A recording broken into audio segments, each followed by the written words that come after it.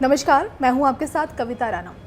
पूरी दुनिया में कोरोना का कहर जारी है और अब तक 10 लाख से भी ज्यादा लोगों की मौत हो चुकी है और लगभग 3 करोड़ से भी ज्यादा लोग संक्रमित हैं। इस बीच चीन भारत को धमकाने के लिए गलवान में युद्ध का माहौल बना दिया उसने और दोनों तरफ की सेनाएं अपने खतरनाक हथियार, लड़ाकू विमान, खतरनाक मिसाइल और टैंक लेकर खड़ी हैं। इसके साथ ही साथ चीन ताइवान को लेकर काफ़ी आक्रामक भी है और ताइवान को किसी भी वक्त जीतने के लिए तैयारी कर रहा है और ठीक उसी तरह ताइवान भी चीन को सबक सिखाने के लिए तैयार है और अमेरिका, कनाडा, ब्रिटेन जैसे शक्तिशाली देश ही साउथ चाइना सी में खड़े हैं। अब इसके साथ साथ सेनकाकू द्वीप को लेकर चीन जापान के साथ दो हाथ करने के लिए ईस्ट चाइना सी में हुंकार भर रहा है, लेकिन चीन के हुंकार का दहाड़ के साथ जापानी सेना ने जवाब दिया है और कहा है कि सेनकाकू द्वीप हमारा है और हमारा ही रहेगा।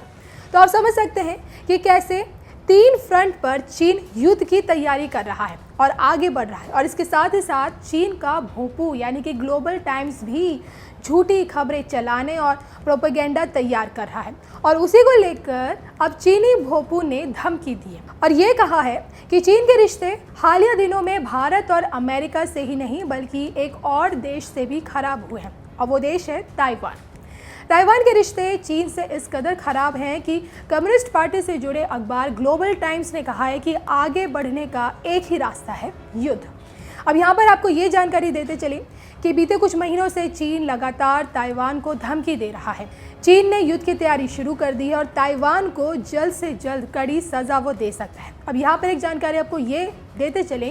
कि ये कोई पहला मौका नहीं है जब ताइवान को लेकर चीन के अखबार ने ऐसी बात कही हो। इससे पहले भी ग्लोबल टाइम्स अखबार ने कहा था कि चीन के सैनिक ताइवान पर हमला करने का अभ्यास कर रहे हैं और राजनीतिक मामलों के जानकारों की माने तो चीन के बौखलाहट की वजह ताइवान की संसद है, जहां पर हाल ही में पेश किए गए 2 बिल। नए बिल में अमेरिका के साथ डिप्लोमेटिक संबंध दोबारा शुरू करने की बात कही गई है और चीन को ये बात बिल्कुल स्वीकार नहीं है और यही कारण है कि चीन का भोंपू युद्ध करने की सलाह दे रहा है।